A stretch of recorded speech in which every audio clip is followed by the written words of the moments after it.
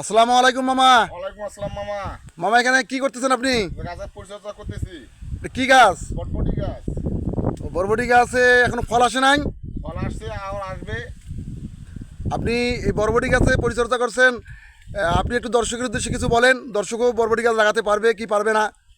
বরবটি গাছের অনেক উপকার।